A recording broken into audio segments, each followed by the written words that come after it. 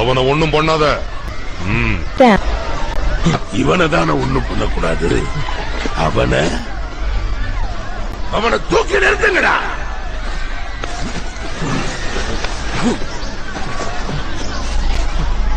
உங்க அப்பனை காப்பாத்ததான புலி மாதிரி வந்த. வாங்க அந்த பக்கம். அப்ப சாவ பார்க்க புள்ள கொடுத்து வச்சிருக்கணும்.